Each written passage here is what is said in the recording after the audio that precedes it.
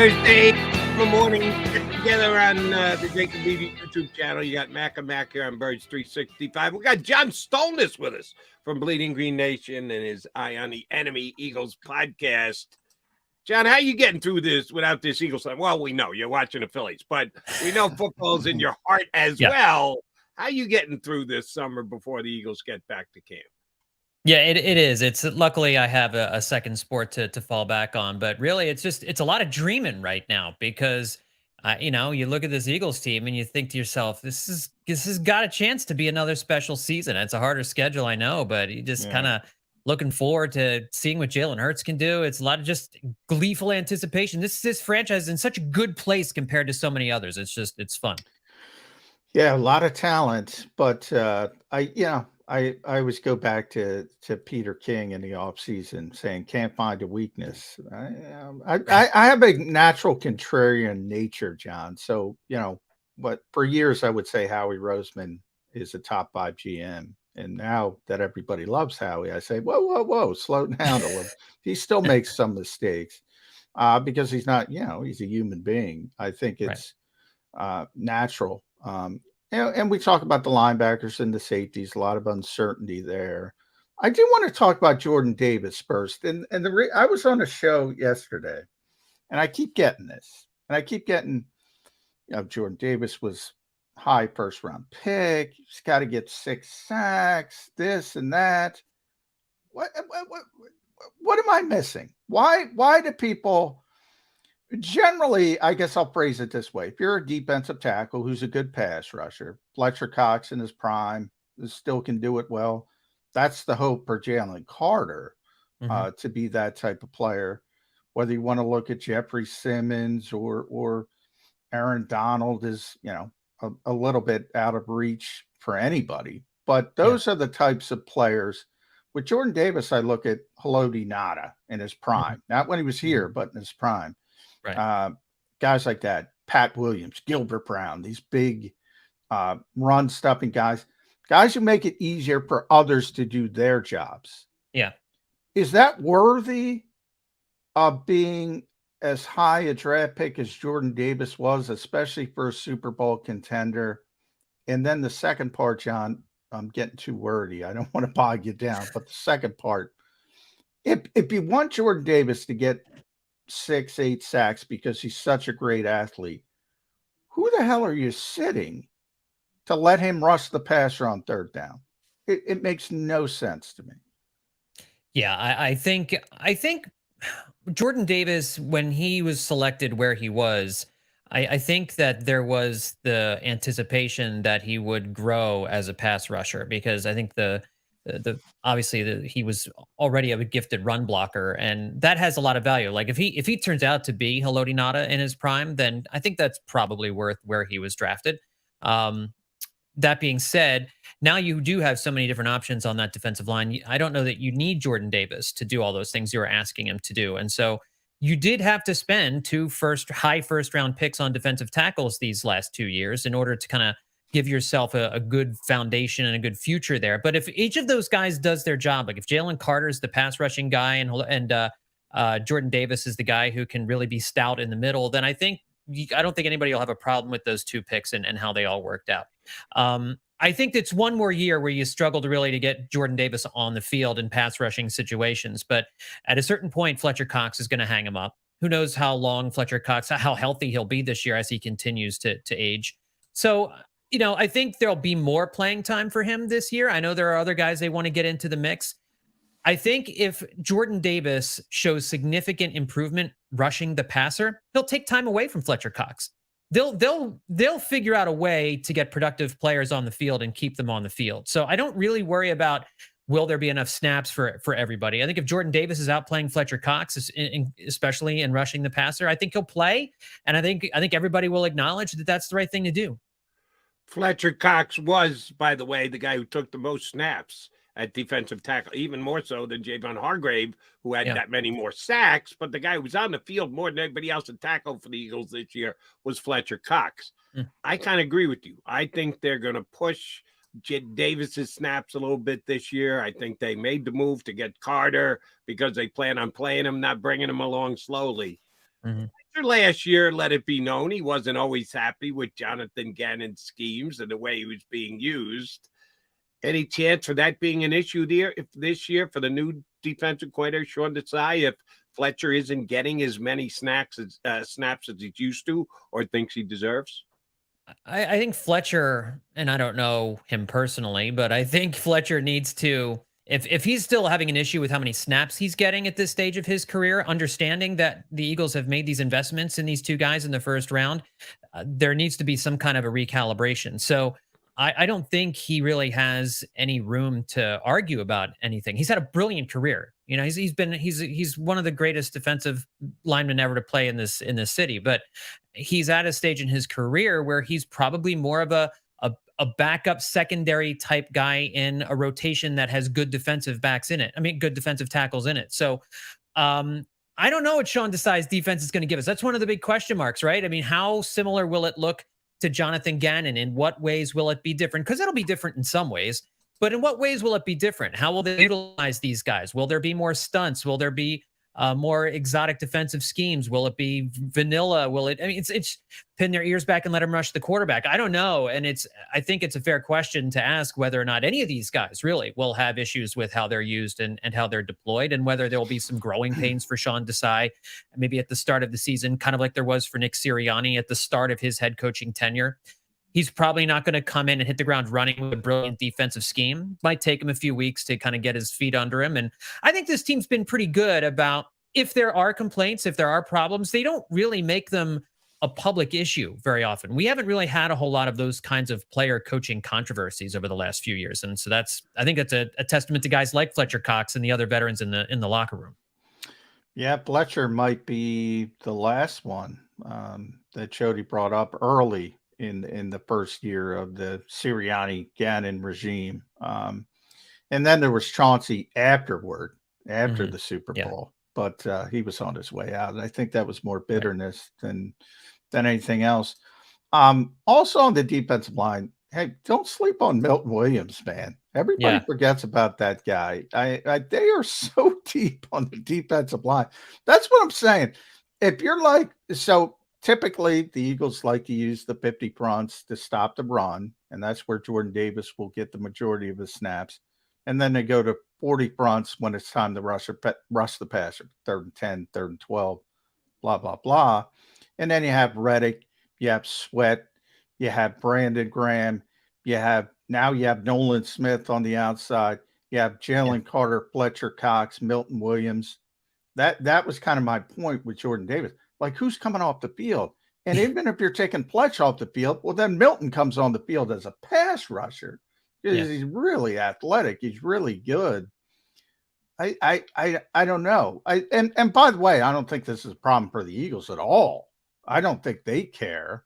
But it's just interesting to me that, and Jody and I talk about this all the time, John, the expectations of, oh, he's the 13th pick, he's got to do this, versus, hey, they're trying to win a stinking Super Bowl. And they got a lot of pieces that fit perfectly before you start thinking about, oh, I'm going to take Fletcher Cox off the field and put Jordan Davis on the field so we can get 6 sacks. Who gives a flying, you know what? You get 70. Get 70 again, you're going to be happy. Well, they're not going to get 70, but you get my point. Yeah. Do these expectations affect the team at all? Do you think it has a chance to affect the team? I mean, I agree with you. I think this team's all in on getting back to the Super Bowl and winning it this time around. And whatever they have to do with the personnel in order to give themselves the best chance of doing that, they'll do it. They would be silly to shoot them nose off to spite their face just to get Jordan Davis on the field and get him a certain number of sacks or pass rushing opportunities. Like if Milton Williams is showing that he's the better pass rusher, he plays in front of Jordan Davis. And if Jordan Davis has a second year that the numbers wise doesn't look that impressive, but the Eagles, like you said, are not notching 70 sacks. It's why really Jordan Davis's year last year kind of flies under the radar. Nobody really talks about the season that he had last season all that much. Certainly there isn't that negative connotation of like, oh, is he a first round bust kind of a thing because of how good the defensive line was. There really was no argument for how he was used and his production levels. And the fact that he was hurt certainly was a big part of that. But, you know, I would love to see Jordan Davis emerge as this big star. I mean, coming out of college, we just heard freak athlete, you know, enormous talent, so much more room to grow, great run defender. And if all he does this year is stop the run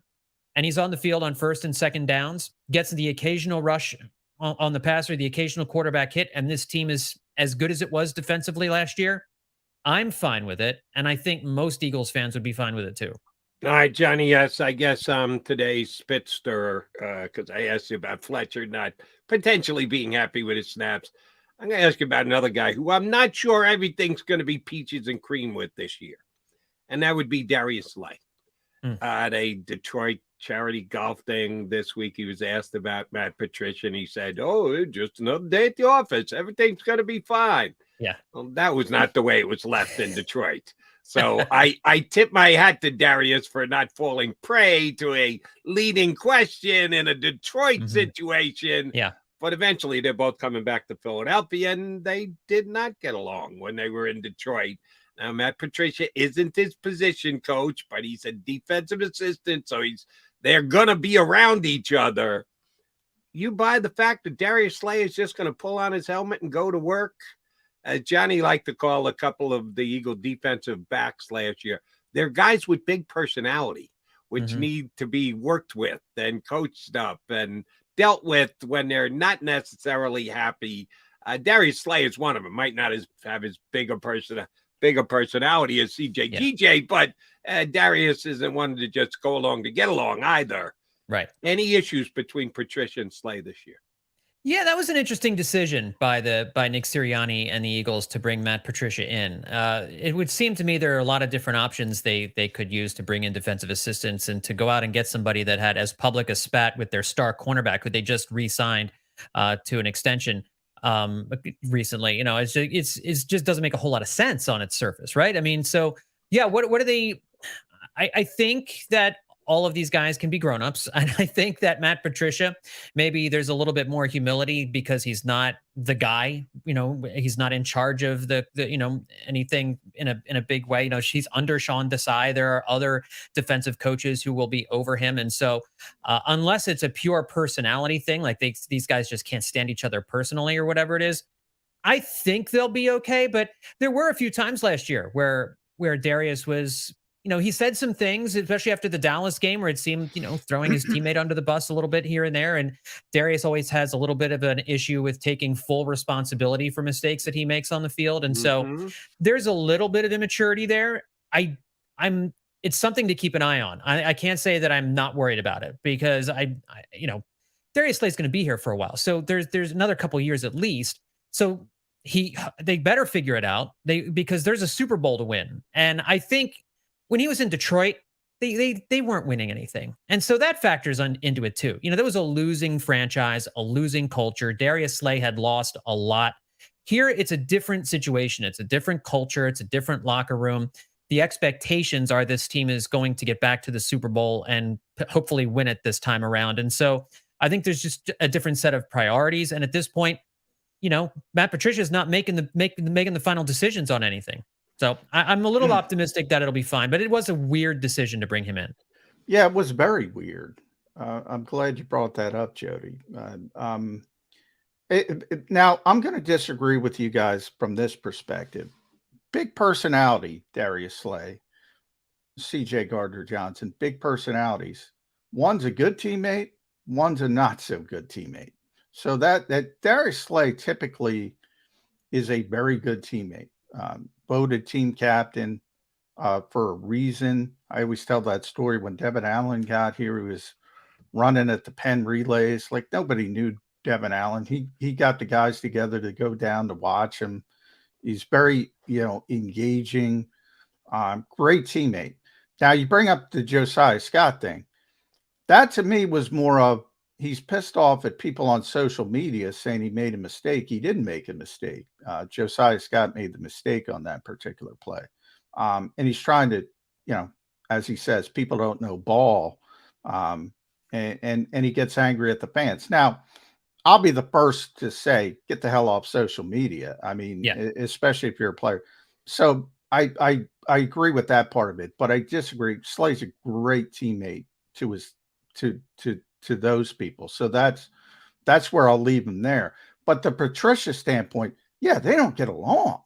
So my question to you, John, put on the Nick Sirianni hat and say, why? Now I've heard, to beat the AFC East. Really? You need Matt Patricia to beat the AFC East? And by the way, with Jody's Jets, Aaron Rodgers is new. What is Matt Patricia other than losing to him all the time in Detroit? I guess he knows how to lose to him. Yeah. He knows how to beat Kansas City, does he? I've heard that. And do you need Matt Patricia? It is a strange hiring. It is a strange hiring. And then this staff position didn't exist. They created it for Matt Patricia. And my second point, John, is if you're Sean Desai and you see this guy on the same staff with this big reputation, who's been a defensive coordinator for many years, a head coach, he's got the Belichick, genius tab. He's been with the greatest coach in NFL history. As a young defensive coordinator, he's done it for 1 year in Chicago. Is he going to be looking over his shoulder because Matt Patricia's in the building? It's a very strange decision for Nick Sirianni to bring in Matt Patricia. Yeah, I mean, I guess that possibility exists for sure. It was Matt Patricia, all that New England aura, all that Bill Belichick, whatever scent was on him. It didn't exactly carry with Matt Patricia to Detroit when he became the head coach, right? I mean, that New England culture just kind of fell off. And we've seen New England assistant head coaches flop pretty much everywhere else they've gone when they've tried to be head coaches. So that Bill Belichick aura, that whatever it is that he's got, it only extends as far as the Massachusetts state border. And then at that point, I think it evaporates. So if there's some kind of New England mystique thing here that the Eagles are trying to bring aboard so that they can find a way to match up with the Bills and find a way to match up with the Dolphins and the Jets, I don't see as that being, terribly effective. So there must be something Matt Patricia does other than get beat by the Philly special that makes them think that he has some value here. I don't know what that is. I would be fascinated to hear from Sean Desai talk about that a little bit more in depth at some point, or Nick Sirianni to talk about that a little bit more in depth, to go out of your way to create a position for a guy who did not have any success in Detroit and who openly feuded with one of your best stars.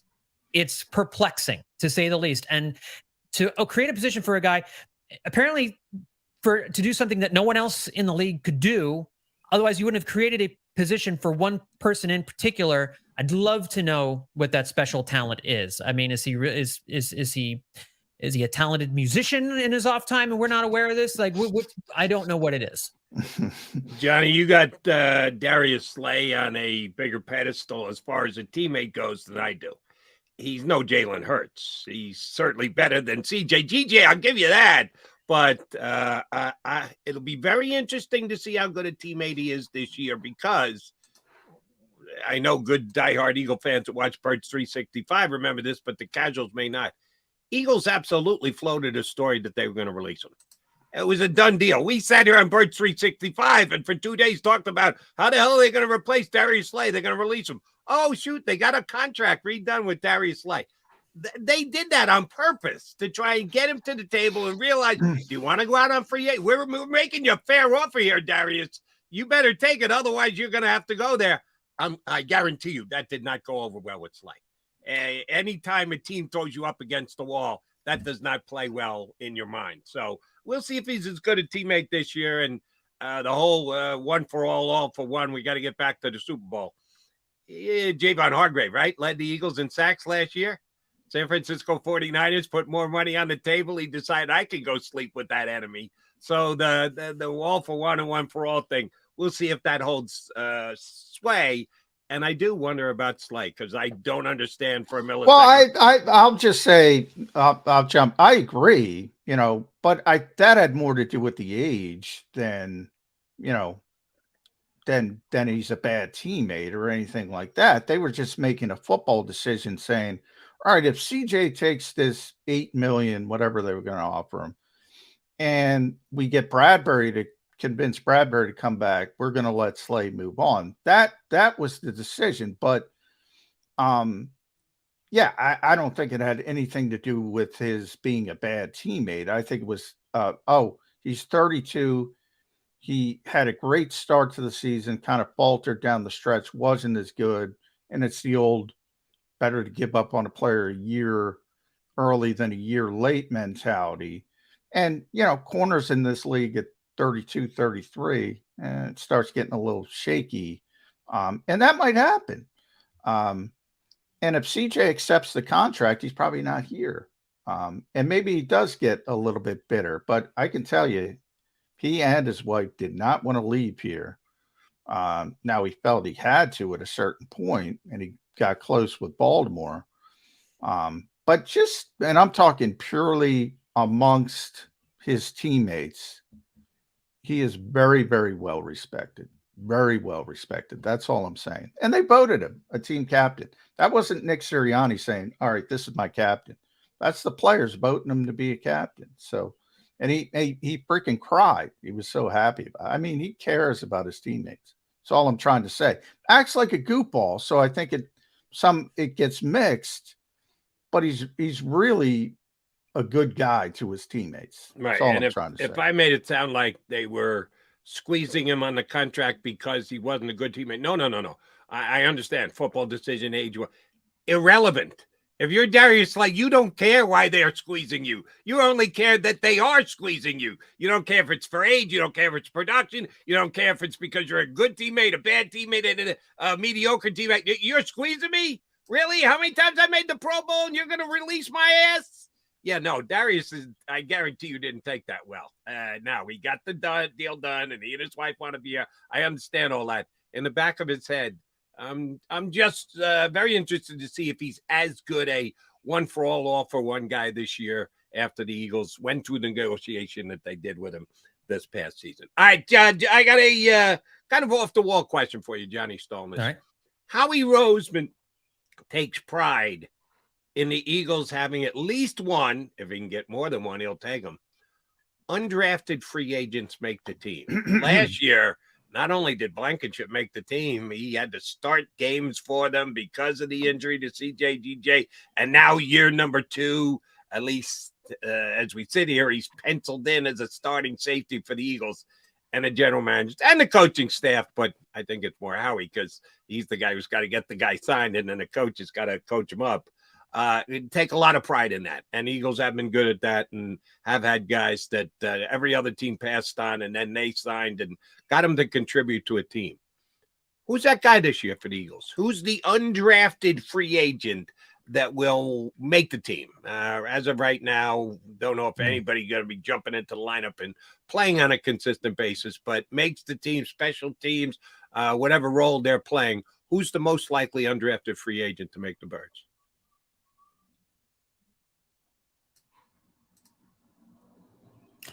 I'd be lying if I said I've done a ton of homework on the undrafted free agents. Yeah, I know. It's an unfair question. I'm a dick. I think if What you're can I looking tell at you? I thought you were going to go. I thought you position. John, I thought you were going to go. No. Oko Rapport. No, I'm just making it up. Go ahead. Sorry. Well, I'll tell you what. I think if you're looking at some of these, some of the positions here, they got a punter, right? I think a punt. This guy Ty Zentner from Kansas State. You bring him into training camp. If he out punts everybody, they need a punter. They need to figure out what they're going to do there. So maybe that's your guy. I still think they could use a second or third tight end to kind of back up Dallas Goedert. So maybe this Brady Russell kid shows you enough in training camp that you could conceivably there too. Lock him in. And then I think they got this linebacker. I'm trying to remember his name. Ben Sumarin. What's that? Sumarin. Ben Van Sumeren. Ben Van Sumeren. That's right. Van Sumeren. Yeah, it's a good name. And he's apparently a smart guy.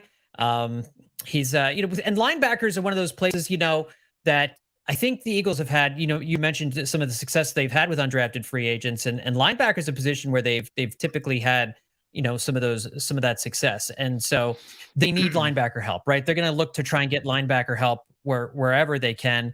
Van Sumeren's like third on the depth chart right now, but he's behind, Sean Bradley, who I don't think they have a whole lot of confidence in. Christian Ellis, I know, is a guy who's getting talked about a lot. He's looked pretty good in OTA, so his stock might be starting to rise. But I think there's positions to be won there. Like we've talked about Nicholas Morrow before. Is he going to make the team even? So I think there's jobs to be won at those three different positions, and that's a spot where if you're bringing in an undrafted free agent to hopefully do what Reed Blankenship did last year and take advantage of that opportunity when it arises, it would be at positions where you're kind of shallow anyway. And maybe one of the cornerbacks that they brought in, they say, oh, maybe he transitions better to safety. Let's see if we can see about, maybe striking the iron twice there. And if getting another undrafted free agent at safety. So I think those would probably be the guys in the positions I'm looking at.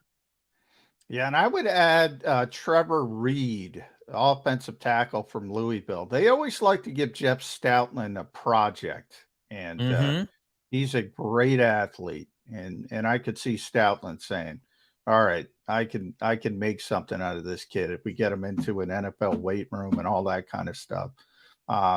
Trevor Reed. And then the receivers, Joseph Nada from Clemson, Jaden Hazelwood, who played with Jalen Hurts at Oklahoma. Then he transferred to Arkansas. The Eagles need help at receiver. Nada's a really big kid. He might be a Zach Pascal, if you want to have that sort of trait, maybe that. But Jody's right. Every year, last year it was Josh Jobe, Reed Blankenship, and Josh Sills. Right, offensive line. So they kept three, and that was a Super Bowl roster. So for people that don't think the undrafted guys have a chance, they have a chance. And all GMs are like that. Look at what I found. Look at what I found. Oh, yeah. Yeah. And Howie's no different from that perspective. I will say, though, John, and I only got to see the Eagles for 100 minutes in the spring. That's it. But I got to tell you, Aaron Cepas blew Ty Zettner out of the water. Now maybe behind the scenes, Ty, I don't know. Maybe we showed up and he got nervous, but man, Aaron Cepas blew him out of the water. So if he's going to get competition, it might be from outside the organization. They might have to go looking for another punter. But hey, 100 minutes is 100 minutes. That's not much. Maybe he just had a bad day. Yes, you never know with this stuff. The Eagles actually are going to have a training camp, which will be good. They got a lot of downtime, but they, like everyone else, will have a training camp, and that's where the punter will be decided. All right, Johnny, yes, we did this earlier in this week. I'm interested in your take on this.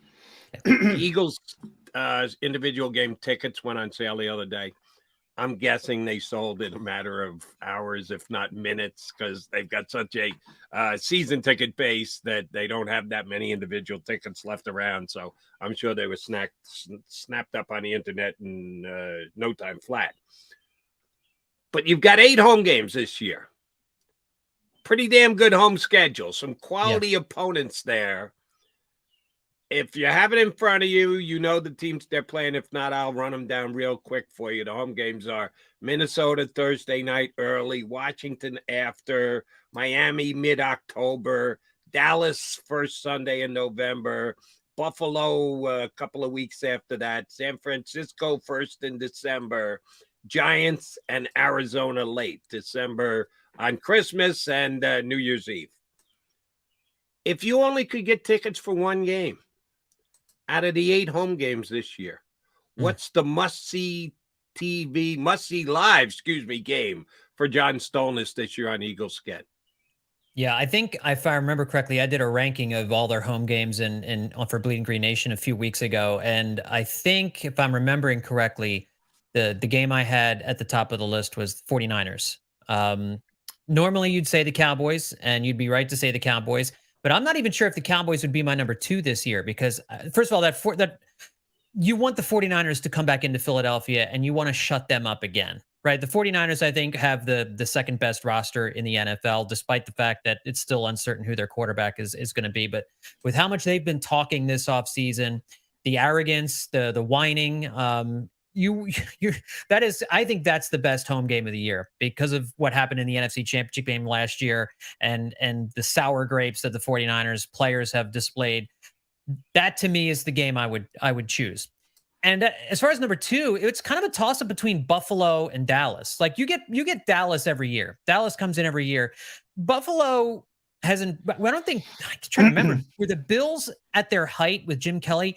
Were they ever in Philadelphia? I can't remember a game if they were. And so we don't really get a chance to see the Bills when they're really good with a star quarterback like Josh Allen like this. That I think might be my number 2. Slightly ahead of the Dallas Cowboys. But I think both of those teams are far behind the 49ers as the game that I would want to see the most, just because of all of this stuff going on outside, off the football field, all the stuff surrounding it and the revenge factor and all that kind of stuff. At John Stolnis, no sour grapes for me, John, when you're on the program, does a tremendous job at Bleeding Green Nation. At Billy Penn, listen to the good fight there. The Phillies at 500, I believe. We're at 500, is that correct? Yeah, back to 500. Yep, scaled the mountain. Yeah, scaled the mountain. Now you can start heading towards the playoffs again. Hopefully get in the dance, and you never know what happens for the Phillies. Right. But last one from me, we've been talking about this all week because it was interesting to me on day 2 of OTAs that was open to reporters. Kind of jogged my memory. Hey, a bunch of these guys are going to be getting maintenance days in training camp. The Fletcher Coxes of the world, Jason Kelce, obviously on that list. Why it's interesting is because Cam Jurgens is penciled in to be the right guard. Now, when Jason Kelce isn't practicing, you need Cam Jurgens to play center. Or do you? Do you need to get him more reps at right guard? At least for one day. And they don't even do team drills, so it really doesn't matter. But for one day in the spring, they moved Jurgens back to center when Kelce had the maintenance day. And it was Tyler Steen taking first-team reps.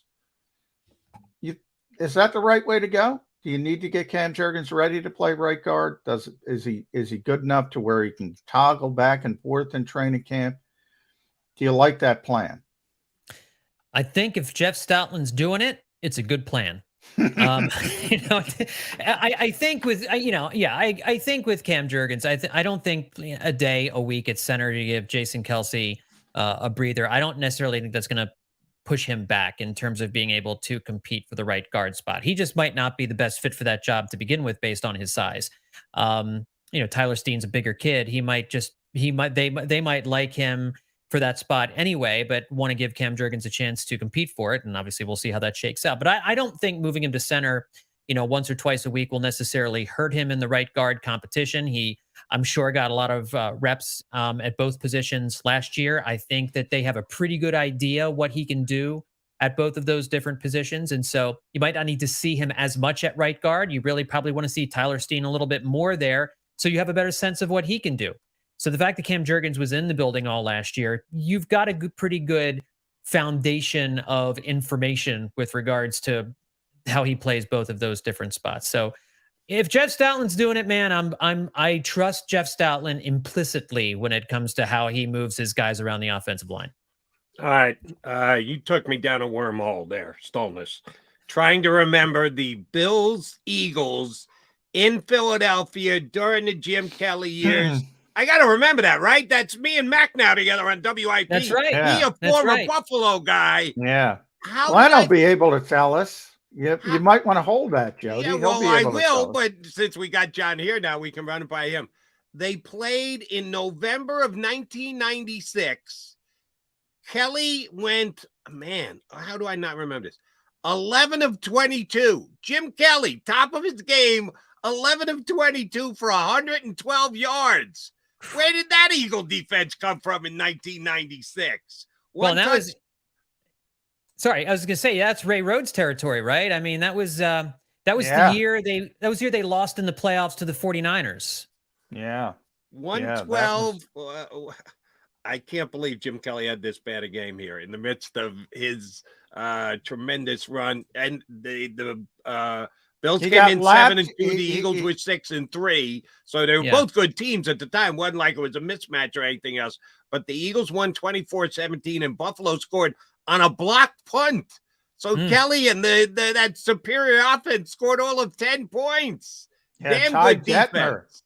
Ty Detmer gouged Jim Kelly. How could you not remember that? Ty Detmer threw for 315 yards. I just looked it up, Jody. Right. And a 23-yard touchdown pass to Kevin Turner out of the backfield. That's what we need out of Jalen this year. Get the ball to the back, out of the backfield. Kevin Turner, oh, man. Yeah. How do I not remember the details of that game? As I look at it on paper or on a computer screen, I go, damn, that's a good win for the Eagles. Sticking it to the Bills. Ty Detmer. Yeah. I have no recollection of that game. Wow. None. Either. Zero. Yeah. Mac now it should be the Ty Detmer game, I would assume. That whole 96 season is a blur because we remember 95 because of, the 4th and 1 and the Detroit Lions playoff game and all that. Ray Rhodes' first season. It was 96. They had that James Willis return against Dallas, and that was it. I remember. That was in Dallas for. We were sitting in the end zone. He ran it right toward me. Right. I remember that game. No, I don't remember Buffalo against the Eagles. No, me either. Shame on me for that. All right. This last 2 games in Arizona, have they officially turned the corner? The Phil's good to go here now that they're back at 500. Is only upward trajectory from here, Johnny S? Yeah, you know what? They're playing Dancing on My Own in the locker rooms now, so I think the vibes are good. The pitching staff's come around, and if they can get Aaron Nola on track, oh boy, because the offense is starting to swing the bats a little bit. So yeah, things are looking up. That's a good team they're playing in Arizona this week, and they've taken 2 out of the first 3, so they're playing well. Today would be a key game. Johnny, yes, always a pleasure. Mr. Stolnis for Bleeding Green Nation. Check out his Eye on the Enemy Eagles podcast as well. And whenever he jumps on with us, we appreciate him. Thanks, bud. Thanks, guys. Thanks, John. Johnny Stolnis here with us on Birds 365. Yes, the aforementioned Glenn Mack now. Oh, yeah, I'm shaming myself. I'm being honest with you, folks. I don't BS you when I get on here on Birds 365. If I know something, I'll tell you. If I don't, I'll tell you I don't know. I don't remember that game.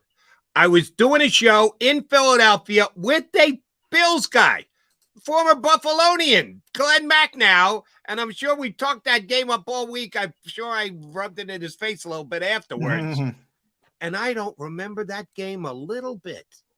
It just Now I was paying absolutely no attention to the Eagles at that stage, so no surprise that I don't remember. But that's a bad job by you, Jody. You're on the air with Glenn Mack now.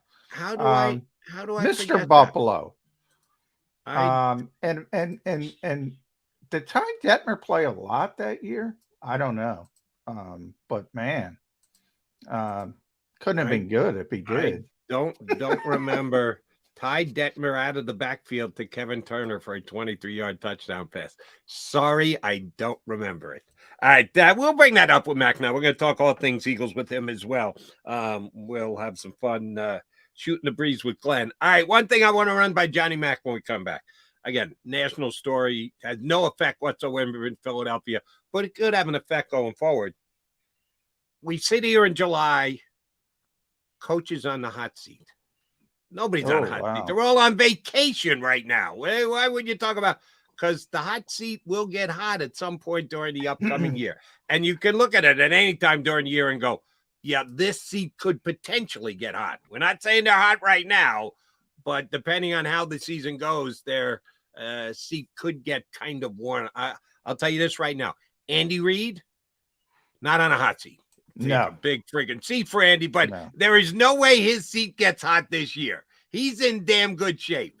Nick Sirianni not far behind on the warmth under his chair. Not much at this stage, but it did get kind of hot on Doug Peterson pretty fast. So you never say never with the owner of the Eagles. But there are a good number of guys who come into the year and the seat's already warm and it could get hot. I'm going to run them by Johnny Mack, a group of 8. 8 NFL coaches and see who he thinks by the end of the season the seat will not only be roasting, but one that they're going to have to get up and get off because they're told their services are no longer needed. He's McMullen. I'm McDonald. You got Mac and Mac here on Birds 365.